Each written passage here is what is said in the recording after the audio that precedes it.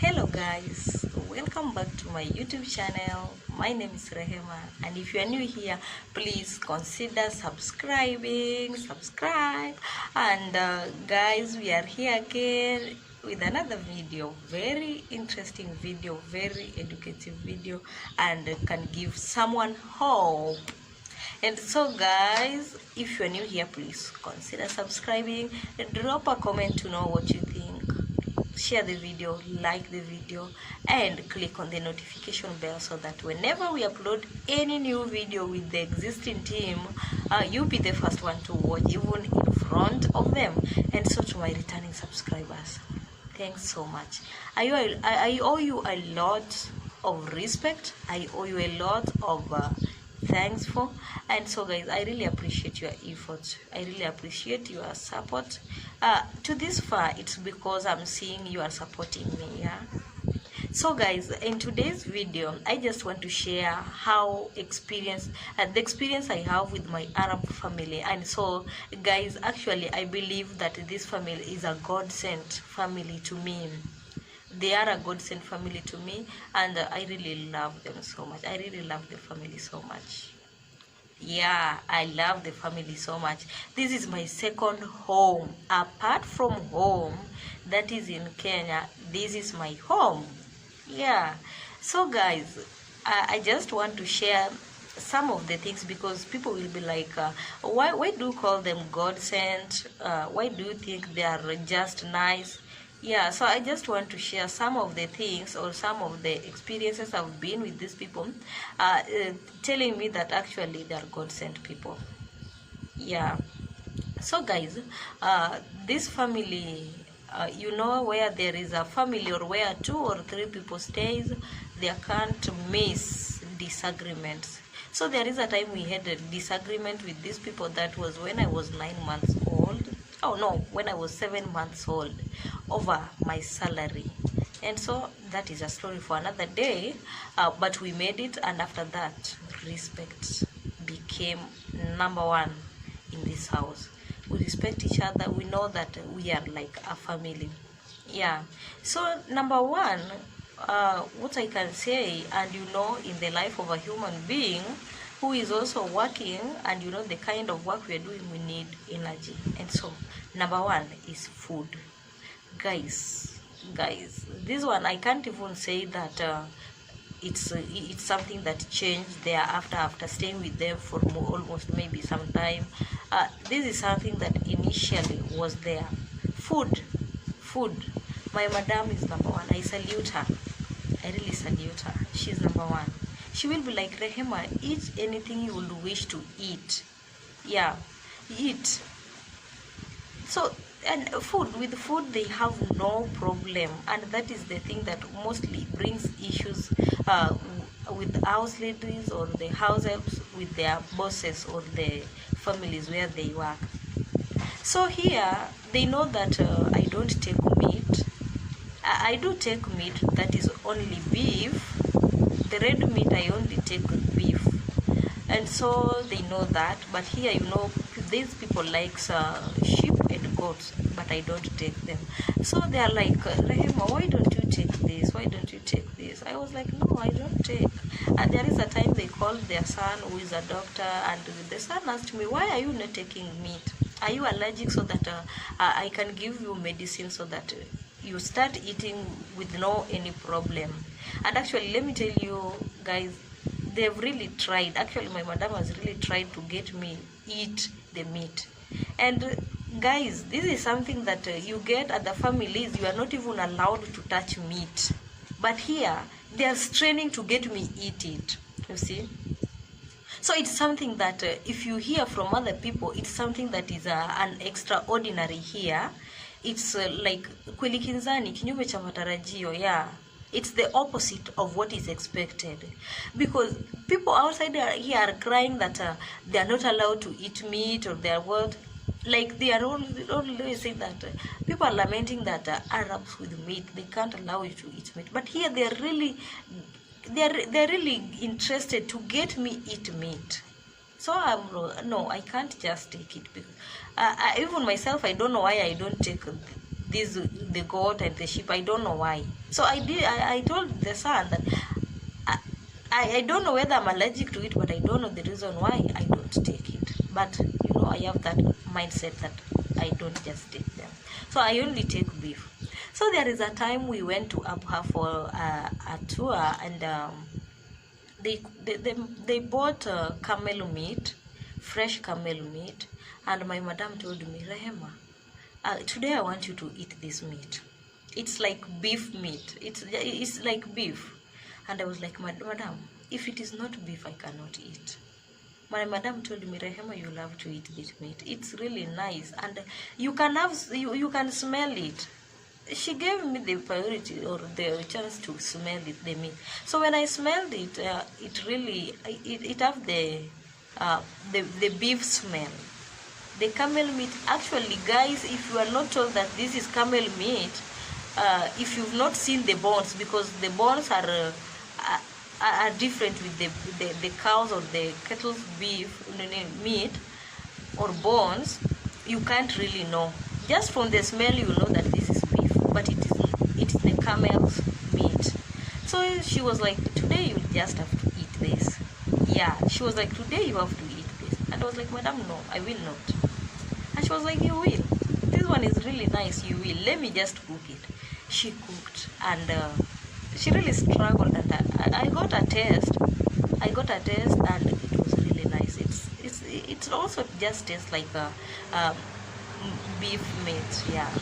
So guys, that's when I started eating the camel. And so here they know, or actually they normally call me a vegetarian. So there is this time I started eating camel like that, just simply like that. But I have not started eating the sheep and the goat, and I don't know if I will. And my stand is I will not. So at times also when they order for fish, yeah, here we eat fish also. Yeah, so when they order for fish, my madam will cook fish and spare mine.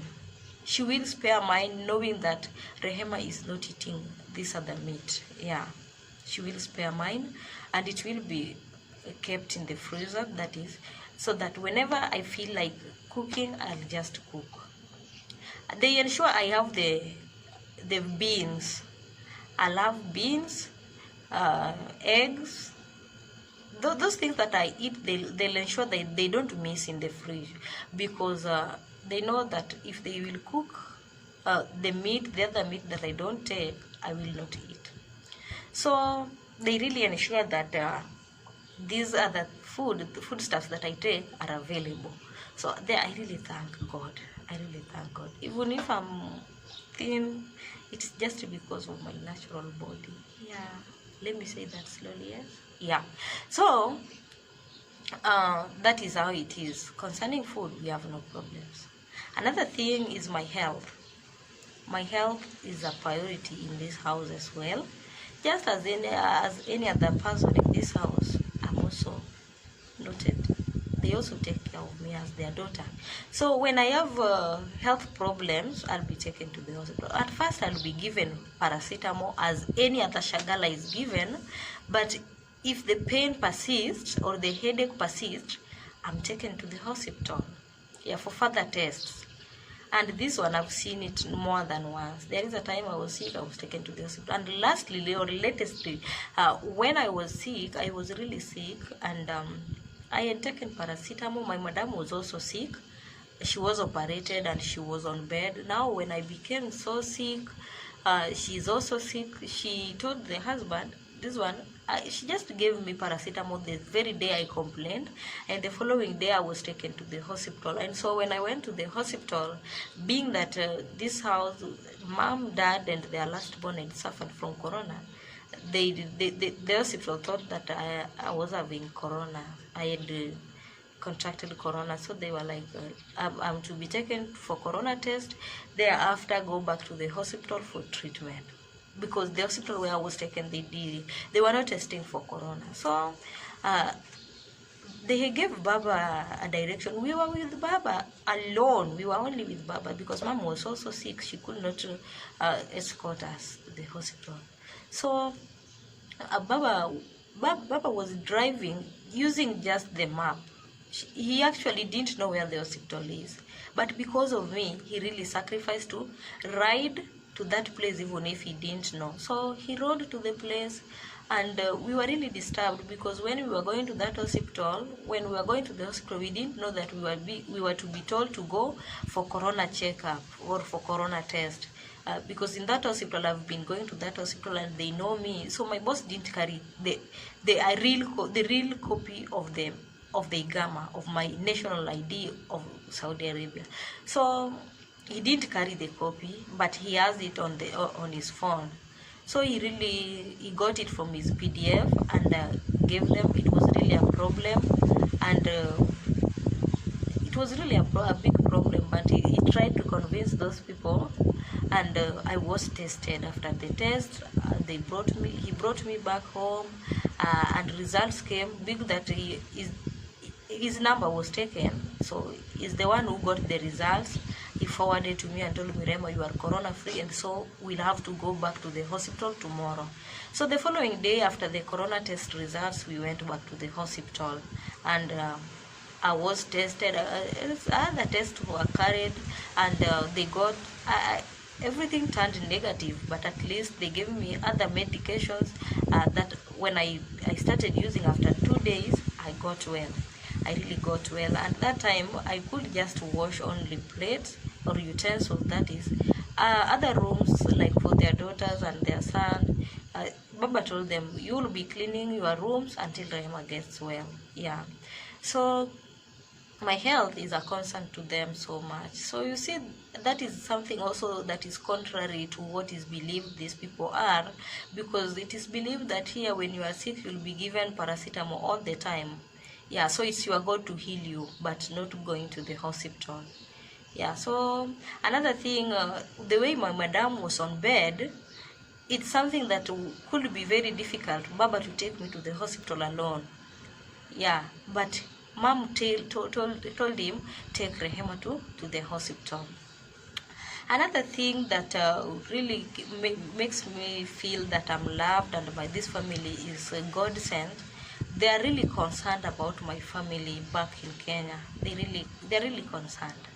Yeah, they're really concerned. I really thank God because every day, or even if not every day, but they'll ensure that in a week or just twice in a week they ask me about the whereabouts of my family back in Kenya. My madam will be like, she doesn't know much English, but she will tell me, how is your mom, sons, and how is your your sister's kids? I tell them they are fine, and it's okay. Yeah, so because my mom, sometimes we do talk, and they talk with my mom over the video call. Yeah, so they are really concerned about my family back in Kenya that is also there. And another thing that tells me that they really care for me, when they see that my mood is changed, that is when I wake up and they see I don't say hi to them, because here it has become a routine such that when I wake up, I'll tell them good morning, or if I don't tell them at first, they'll tell me good morning, and if I just reply when moodless, they'll know that maybe there is something happening. So they really know how to read my moods. That is something I know. They really know how to study my moods. When I'm not in good moods, they know. Yeah. So here, it's a routine. Contrary to other people, where maybe you greet them, they don't care about the greetings. But here they've understood that. They've just noted that in our country, if you wake up, you have to greet somebody. Yeah, so if I wake up, they'll greet me, or if I wake up, I'll greet them. Yeah, so that is something we are used to. Yeah, so that is how it is. Another thing that tells me that these people are really God sent, when we have visitors here, they'll be like, Rehema, don't put on this, put on this other one. They really care about me. Yeah. When we have maybe some occasions like celebrations, they will buy for me clothes, shoes. They do. Yes, they do. They do. And myself, I even used the same blow dry with my madam, but like she told me, this blow dry is for me and you alone. Only two of us we are using that blow dry. The others, the daughters are having theirs, but now the one that my madam uses is the one that I also use. It's only that I don't like blow drying my hair because it cuts off a lot, so I don't like using blow dry. But that is how she treats me. She knows that the blow dry is for me and her alone.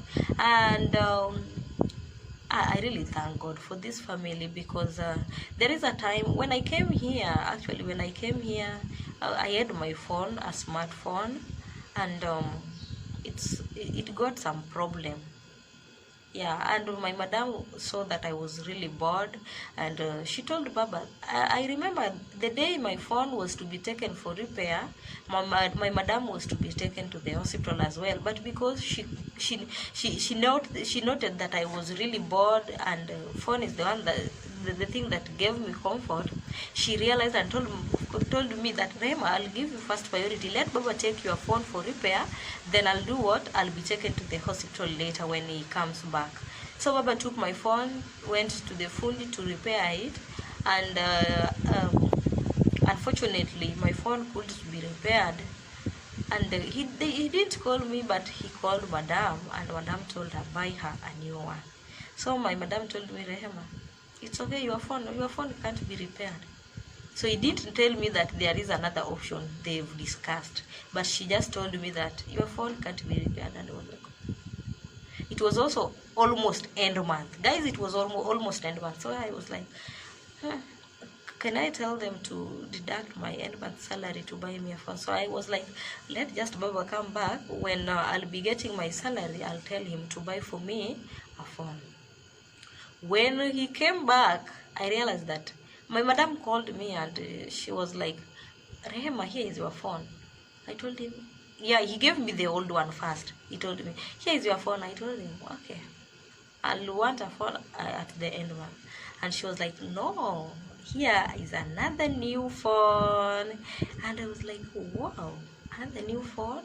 Yeah, so actually this phone that I'm using, they bought me. And I thought they would deduct my salary at end month. They didn't. I was really waiting to see that. And I was expecting that. I was really prepared to get half of my salary, or even a quarter of my salary. Yeah. They gave me everything. They gave me earphone, charger, the receipt, everything. So my madam bought it for me. And so guys, this family is nice, and I can't stop thanking God each and every day for this family, and I can't stop praying for them. I can't really stop remembering them. And do you know what my boss told me? When you'll be when you'll be finally, and you'll decide now that you'll not come back to our family, because they know that I'll be coming here for 8 years. I'll work for them for 8 years, but where? Who knows? That is here. So he told me that when you really quit off that you are not coming back here, I know definitely you'll go back and give birth. When you give birth to your firstborn, if he is a son, name him after me, that is Faisal. So he told me that if I give birth, if my firstborn after here will be a son, I name him after my boss, that is, I will call him Faisal. And he told me if she will be a girl, call her name her after my wife, that is Solwa. So guys,